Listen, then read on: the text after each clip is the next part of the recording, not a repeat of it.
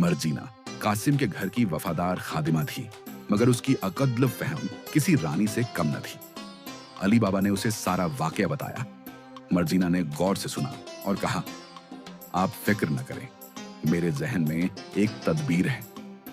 मर्जीना रात के वक्त कासिम के घर से उसके खैयात दर्जी को बुलाने गई, जो नाबिना था। उसका नाम था हसन। मर्जीना ने उसे कहा, चलो मेरे साथ, एक काम है, लेकिन आंखों पर पट्टी बंधी रहेगी। हसन हैरान हुआ, फिर मैं सिलाई कैसे करूंगा? मर्जीना ने कहा, तुम्हें बस जिस्म के जोड़ सिलाने हैं, बाकी मैं रहनुमाई करती जाऊंगी, मजदूरी दोगुनी दूंगी। हसन मान गया। मर्जीना ने उसकी आंखों पर पट्टी बांधी और उसे रास्ता बताते हुए अली बाबा के घर लाई। वहां उसने कासिम की लाश के टुकड़े जोड़ने के लिए सिलाई करवाई। हसन ने महारत से जोड़ लगा दिए। अली बाबा ने रात की तारीकी में भाई को दफन किया। सबको बताया गया कि कासिम तवील बीमारी के बाद इंतकाल कर गया। शहर वालों ने ताजियत की, जनाजा पढ़ा और कासिम हमेशा के लिए खामोश हो गया। मगर कहानी यहां खत्म नहीं हुई। 40 चोर जब वापस गार पहुंचे तो देखा लाश गायब है। एक ने कहा, कोई हमारे राज तक पहुंच चुका है, अगर हमने उसे ढूंढकर खत्म न किया तो खजाना खतरे में पड़ जाएगा। सरदार ने सबको हुक्म दिया, शहर जाओ, सुनगुन लो, देखो कौन ऐसा है जो नया अमीर हुआ हो। किसी के यहां गैर मामूली दौलत नजर आए तो खबर लाओ। चोर भेस बदलकर बस्ती में बिखर गए। एक चोर जो ताजिर के रूप में आया था, अली बाबा के घर के पास से गुजरा। उसने देखा कि बाहर लकड़ियों के गधे, मगर अंदर से खुशबू आ रही है, जैसे अतर या कीमती खानों की। उसने खादिम से 2-4 बातें की और शक यकीन में बदल गया। वो वापस घर पहुंचा और सरदार से बोला, मुझे एक घर मशकूक लगा, मैं निशान लगाकर आ रहा हूं। चोर ने अली बाबा के दरवाजे पर चाक से सफेद निशान लगा दिया ताकि रात को बाकी चोर आकर उसे पहचान सके। मगर उसी रात मर्जीना ने वो निशान देख लिया। वो चौंक गई, समझ गई कि कोई दुश्मन अली बाबा को निशाना बनाना चाहता है। मर्जीना ने समझदारी से पूरे मोहल्ले के सब दरवाजों पर वैसा ही निशान लगा दिया। जब रात को चोर आए तो हर दरवाजे पर एक जैसे निशान देखकर हैरान हो गए। सरदार ने गुस्से से चोर को कत्ल कर दिया, मगर उन्होंने हार न मानी। अगली बार दूसरे चोर को भेजा। उसने अली बाबा के दरवाजे पर खुफिया रंग से निशान लगाया। मर्जीना फिर जाग रही थी। उसने वो निशान देखा और वही चाल दोहराई। हर दरवाजे पर वैसा निशान लगा दिया। दूसरी बार भी चोर नाकाम लौटे। सरदार ने अब खुद जाने का फैसला किया। मर्जीना अब मुकम्मल तौर पर चौकस हो चुकी थी। उसने महसूस किया कि दुश्मन निहायत चालाक है और बार बार नई चालें चल रहा है। अली बाबा भी उसकी जहानत पर हैरान था, मगर दिल से दुआगो भी। मर्जीना ने न सिर्फ कासिम की लाश को राज में रखा, बल्कि अली बाबा की जान भी बचाई। अब खतरा बढ़ चुका था। 40 चोरों का सरदार, जो जाहिरन एक मालदार ताजिर के रूप में शहर आया, एक नया मंसूबा लेकर आया। उसने एक मंसूबा बनाया कि वह शहर में तेल फरोशी का बहाना करके अली बाबा के घर तक पहुंचेगा और फिर वहां हमला करेगा। सरदार ने अपने तमाम 40 साथियों को बड़े बड़े तेल के मटकों में छुपा दिया।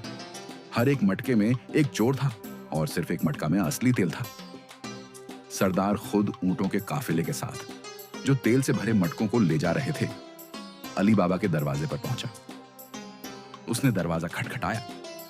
खुशखलाकी से बोला, मोहतरम, मैं एक ताजिर हूं, शहर में नया आया हूं, काफिले के साथ हूं, रात गुजारने को जगह चाहिए, अगर मेहरबानी करें तो बड़ा एहसान होगा। अली बाबा, जो कि खुद माजी में मुसाफिर रह चुका था, मेहमान नवाजी से इनकार न कर सका। उसने सरदार को खुशामदीद कहा। ऊंटों के साथ सब मटके भी अंदर आ गए। मेहमान को मेहमान खाने में ठहराया गया।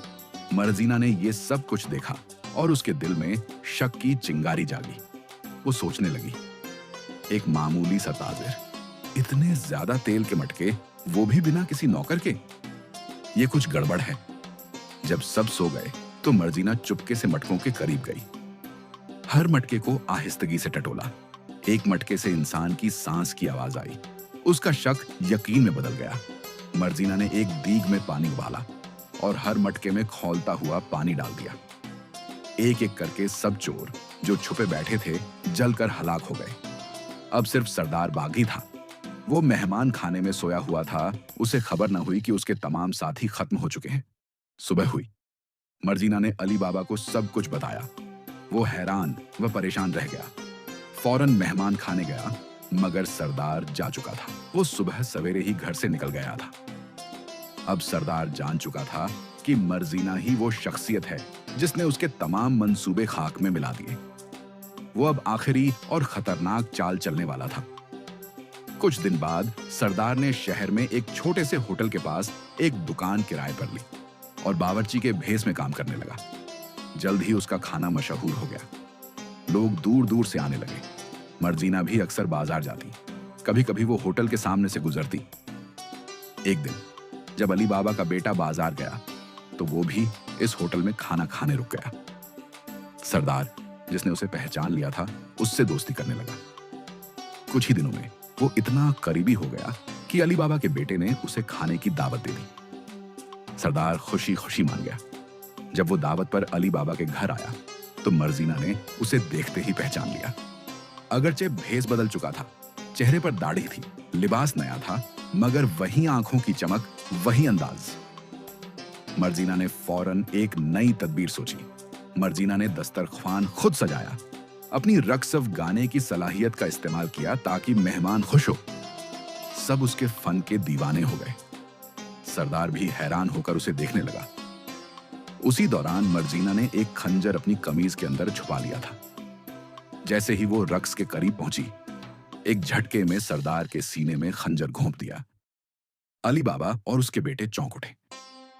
ये क्या किया तुमने मर्जीना? मर्जीना ने खंजर खींचा, खून साफ किया और कहा, यही वो 40 चोरों का सरदार है जिसने आपकी जान लेने की कई कोशिशें की। आज मैंने इस दास्तान का आखिरी बाब मुकम्मल कर दिया है।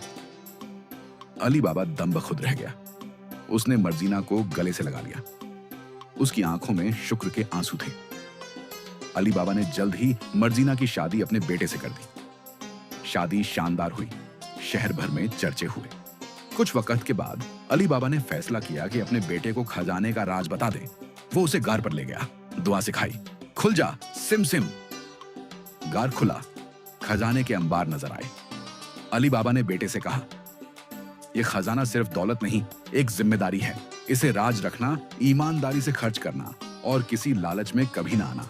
और यूं अली बाबा और उसके खानदान ने अपनी जिंदगी खुशी, फहम और ईमानदारी के साथ गुजारी।